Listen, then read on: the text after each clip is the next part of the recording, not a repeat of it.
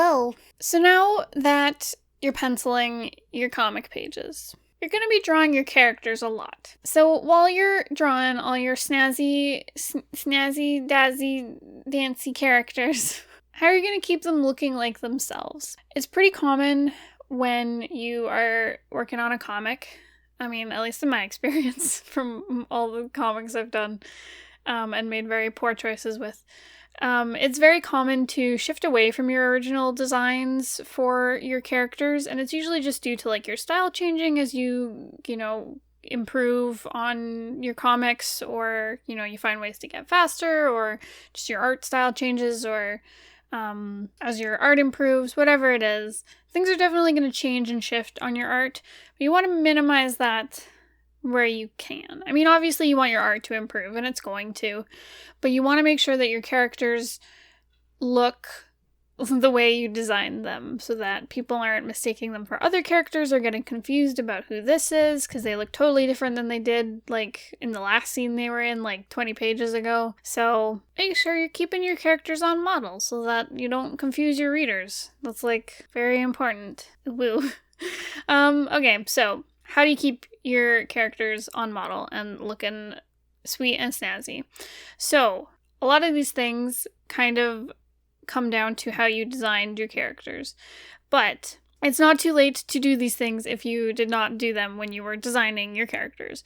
So, okay. Number 1, make sure that the comic page is not the first place you've ever drawn this character. So this not only includes making like a character reference sheet, I've recommended like making a turnaround so you understand how they look from all angles, designing their costumes, their expressions, etc. And just having it on a nice little handy dandy reference sheet. But this also includes drawing them in action.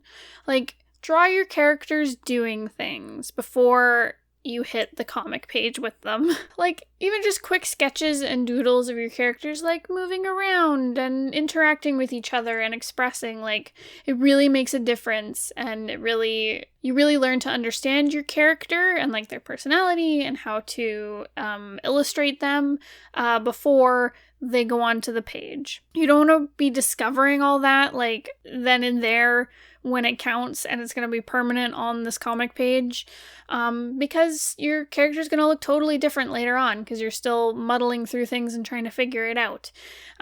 So if you practice it before, it gets inked onto a page, then all the better. You'll know your character even more, and you'll never be confused when you're going in and trying to draw them. Number 2, remember your shapes. So, in my video about character designing, and all the videos I've done on character designing, I've mentioned that it's very important that you base your characters off shapes. And a big part of that is because it really helps keep your characters simple and on model. So say you have a character who's like based off of squares. So like their face shape is kind of square, their body is kind of square, their hands and their feet and their facial features, they're all like kind of square. It makes it a lot easier when you're drawing your characters from like weird angles that, it's all just based off squares, and that's a lot easier to figure out than having your characters with like a million face planes. You don't understand it at all. And it just simplifies things. It makes it much easier to manipulate and draw over and over again, and have it look the same. So make sure when you're drawing your characters that you're maintaining those base shapes that you chose and designed with your initial character design. And like, they definitely don't have to be exact squares or exact circles. But just whatever shape you chose, make sure that you are trying to keep that shape as consistent as possible when you are drawing your character on the page.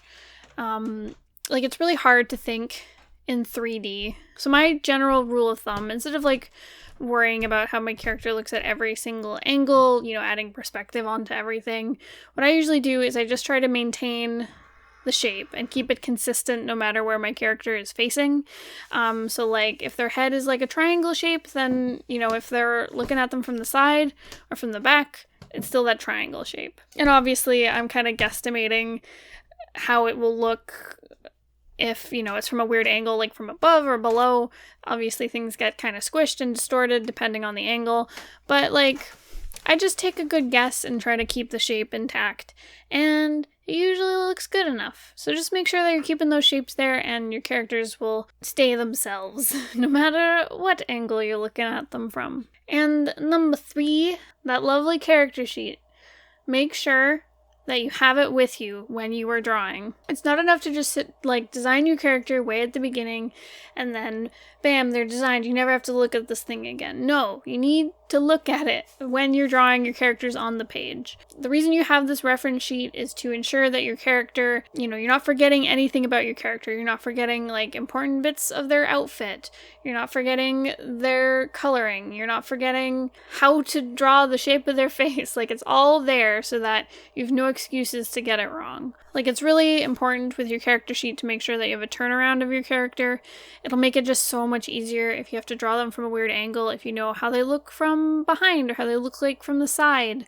If you were really feeling fancy when you were designing them, you could draw them from above and below, but usually you can get a good sense of that just from the seeing the front and side and back.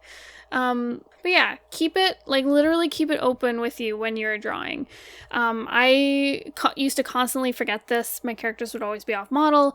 I think I know what my character looks like, but just from my head, but as soon as I'd open their character sheet, I'd be like, wow, I forgot about this, and oh wow, their dress doesn't look like that, etc., etc. And you never know, even if you've just drawn this character the day before, you can always forget what they look like. Like I said, that's literally me all the time, constantly forgetting what my characters look like. Because, you can also put your comic down for a couple weeks, or you might not draw a character for a little while because they're just not in the scenes that you're drawing for a little while. So make sure that you got your reference sheet, because it just makes jumping back into, drawing this character or drawing this comic all together, just easier, and gets rid of anything that would keep you from wanting to work on it, like self-doubt or feeling lost or whatever. Something I used to try to do was, before I made character sheets for my characters, is I used to grab old pages that I'd drawn characters on and base that as my reference. And I think that's good if you don't have character sheets or you don't have them accessible to you right at that moment. You can grab previous pages and look at them, but it's definitely better to have your original reference open, because you might have drawn the character incorrectly on that previous page, or you might not have drawn your character from every single angle that you need on those previous pages. So, you might forget a feature that's on their back or something like that. So keep your character sheets open and with you.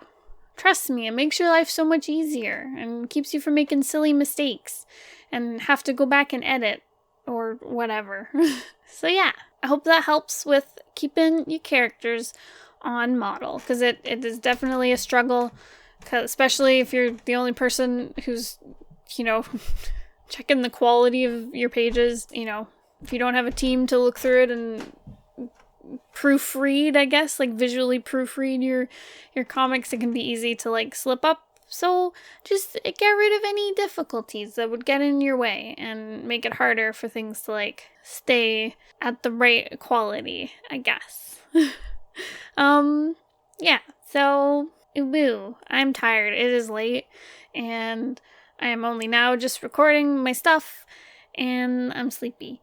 So yeah, I guess thank you for watching. And I guess remember that soon we'll be launching the 9-point Kickstarter for issue 2 on July 16th. So keep an eye out. It hasn't started yet, but it's happening soon. So get hype. I'm pretty hype.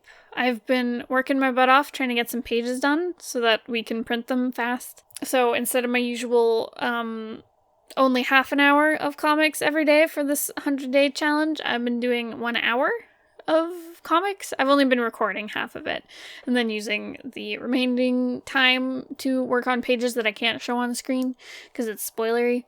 So yeah, we've been working away getting this comic done so that once the Kickstarter is done, we can actually go and print, because last time we did a Kickstarter, I didn't have all my pages done and it was a big headache. So I'm getting my work done. And I always have my character sheets open, so there you go. Ooh. Yeah, I mean, I'm really thankful that I have all this prep work done because it really helps. Like, when I'm actually drawing things and penciling and coloring now, I don't really have to think about what I'm doing. I can just focus on, like, drawing the thing. I don't have to be designing and trying to draw good stuff at the same time. So make your character sheets. I told you this at the beginning of the challenge, and you didn't do it, you silly. Go make your character sheets and keep them close to your heart. Okay, I'm gonna go to bed, and thanks again for watching. Make sure to subscribe if you want more of this cool comic stuff. If you want me to yell at you about more design work you have to do, I'll do it. Do your work. Okay, I'm gonna go to bed. See you next time. Goodbye.